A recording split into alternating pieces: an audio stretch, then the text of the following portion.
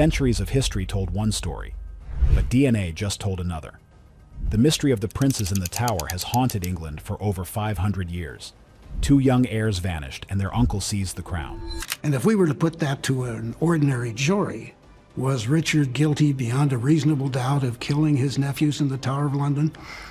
I'm confident that I would get an acquittal every time. But now, for the first time, science has spoken. And the truth hidden in their bones may rewrite royal history forever. A clandestine DNA test has been completed, and the results are not what anyone expected. They not only confirm the identity of the bones, but they also unlock a secret about their final days. Have you ever seen any reference to, well, the boy being alive? That could topple the reputation of one of England's most famous royal dynasties. A secret unlocked. You see, for centuries, the story was based on pure assumption. When workmen discovered a chest of bones under a Tower of London staircase in 1674, King Charles II declared them to be the princes and had them interred with royal honors. A later examination in 1933 suggested the skeletons were of the right age, but it was all guesswork. There was no proof. Critics and supporters of King Richard III have argued endlessly that the bones could belong to anyone, but not anymore. Scientists extracted tiny fragments from the teeth, the best source of preserved ancient DNA. They were hunting for mitochondrial DNA, or mtDNA, which is passed down exclusively from a mother to her children. The goal was to find a direct, unbroken genetic link to the prince's mother, Elizabeth Woodville. The team traced Elizabeth's maternal line forward through the centuries, finding living descendants who could provide a comparative sample. What they found was, to put it mildly, a 100% match. The mitochondrial DNA from both skeletons was an exact match to the maternal line of Elizabeth Woodville. This wasn't a maybe or a probably. This was a definitive biological confirmation. The two children buried in that urn were, without a doubt, her sons. But that was just the beginning. The second part of the analysis was just as shocking. They used advanced radiocarbon dating to pinpoint exactly when the boys perished. The results placed their end of life between late 1483 and early 1484. This single fact completely demolishes one of the longest-running alternative theories, that the princes survived Richard III's reign and were later eliminated by his successor, Henry VII. The science proves this is impossible. The boys never left the 1480s. They entered the tower under the care of their Uncle Richard and never came out. The DNA and the dating combined act as a timestamp, sealing their fate within that narrow, terrifying window when Richard III seized the crown. For Ricardian supporters who have long argued their king was framed by Tudor propaganda, this news is a devastating blow. It doesn't name the hand that committed the act, but it firmly places the event at Richard's feet. But this wasn't just about identifying bones. It was about closing the door on centuries of what-ifs and conspiracy theories. The analysis even gave us a heartbreaking glimpse into their final months.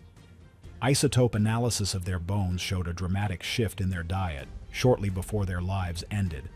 They went from the protein-rich diet of royal children to something far less substantial, suggesting their care and conditions deteriorated rapidly once they were out of the public eye. They weren't just held in the tower, they were neglected before they were ultimately silenced. This scientific breakthrough doesn't just solve a mystery. It restores the identities of two lost children and forces us to confront the cold, hard facts of their final days. Now that we know who they are, the real question becomes, who gave the order? A dangerous inheritance. To understand how two royal boys could just vanish, you have to go back to the political powder keg of 15th century England. Many people are crazy about the Wars of the Roses, a brutal 30-year conflict between two rival branches of the royal family. The House of Lancaster, symbolized by the red rose, and the House of York, symbolized by the white rose. By 1483, the Yorkist king, Edward IV, was firmly on the throne. He was a formidable figure, tall, charming, and a proven warrior. He had a beautiful wife, Queen Elizabeth Woodville, and most importantly, two healthy sons to secure his dynasty, 12-year-old Edward and 9-year-old Richard. But not all things are what they seem. In April of 1483, King Edward IV, a man in his prime at just 40 years old, suddenly fell ill and perished within weeks. His passing plunged the kingdom into a crisis. His son, now King Edward V, was too young to rule alone. In his will, Edward IV had named his most trusted brother, Richard, Duke of Gloucester, to serve as Lord Protector of the realm until the young king came of age. On the surface, this made perfect sense. Richard was a loyal commander and a capable administrator who had governed the north of England effectively. The problem was the deep-seated factionalism at court. The Queen's family, the Woodvilles, were seen by many of the old nobility as power-hungry upstarts. They had risen to prominence purely because of the king's marriage to Elizabeth, and were deeply distrusted. Richard, in particular, saw them as a threat to his authority as protector and a danger to the stability of the kingdom.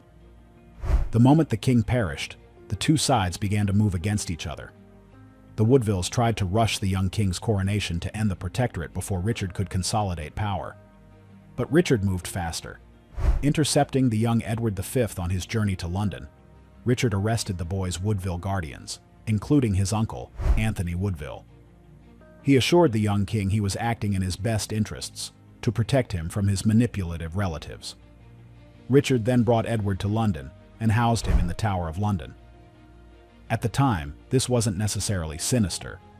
The Tower was a royal palace as well as a fortress, and it was the traditional residence for a monarch awaiting coronation. But the thing nobody tells you is that it was also a place from which people rarely returned if a powerful figure wanted them gone. A few weeks later, Richard convinced Queen Elizabeth to release her younger son Richard, Duke of York, from sanctuary at Westminster Abbey to join his brother in the Tower, supposedly to keep him company. With both of his nephews now securely under his control, the stage was set for one of the most audacious power grabs in English history. Richard had the heirs, but he still needed a reason to take the throne for himself. Who gave the order? With the new DNA evidence confirming the boys perished in 1483, the historical whodunit sharpens its focus on one man above all others, Richard III.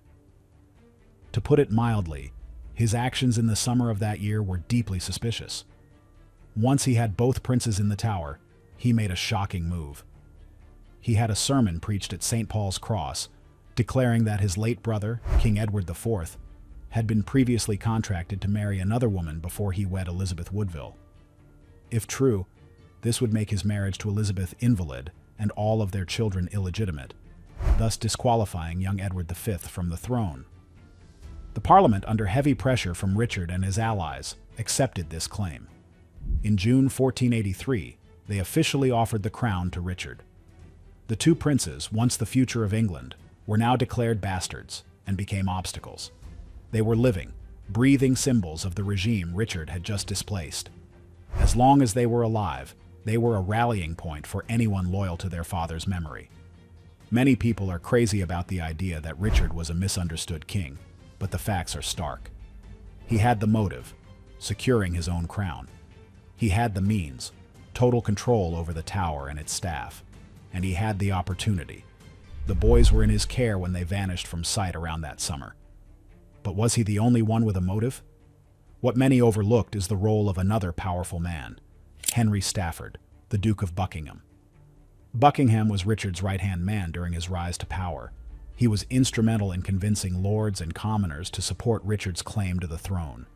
Yet, just a few months after Richard was crowned, Buckingham launched a massive rebellion against him.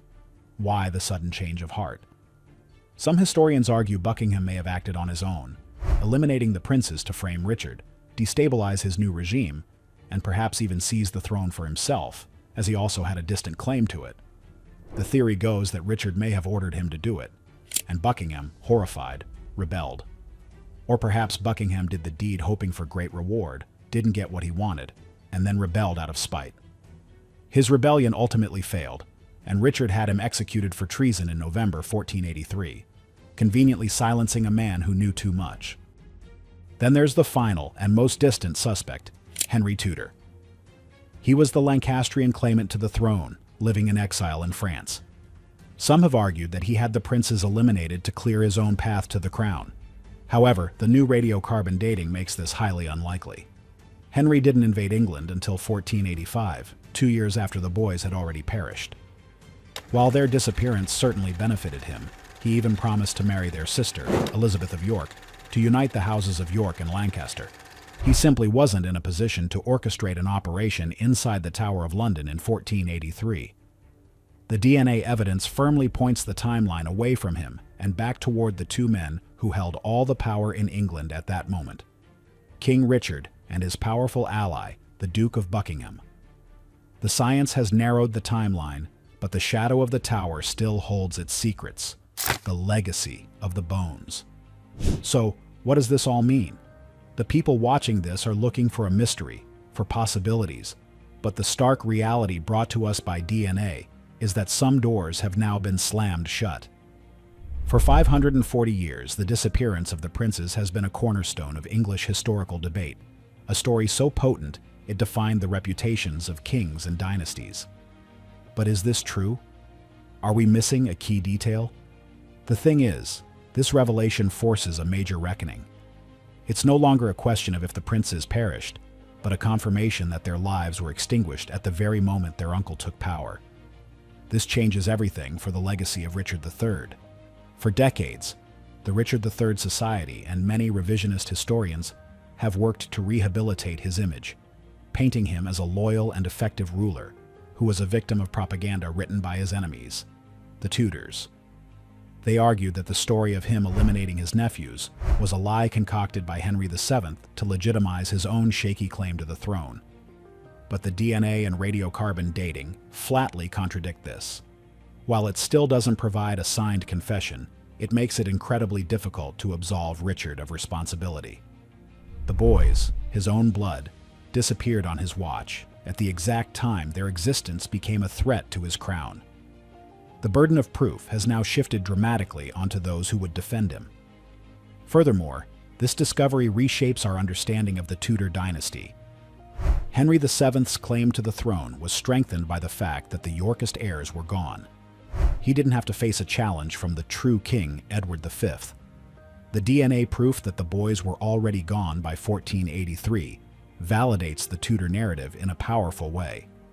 It suggests that William Shakespeare's portrayal of Richard as a ruthless tyrant, while certainly dramatized, may have been closer to the truth than modern revisionists have been willing to admit. The story becomes less of a Tudor fabrication and more of a Tudor reporting of a brutal Yorkist reality. For the viewers wondering if something like this happens overnight, the answer is no. This is the result of decades of campaigning by historians, combined with incredible leaps in scientific technology. It's a moment where science has reached back in time and given a voice to two children who were silenced. It reminds us that history is not just a collection of dusty old stories. It's a living, breathing thing that can be changed by new evidence. The tale of the princes in the tower is no longer a myth or a legend. It's now a confirmed tragedy, a forensic case file. We are left with the chilling certainty of two boys, betrayed and abandoned, whose final days were spent in fear and neglect before being consigned to a secret grave. So, with the science now clear, does this make Richard III a monster, or just a man of his violent times? Let us know your thoughts below. Don't forget to like and subscribe.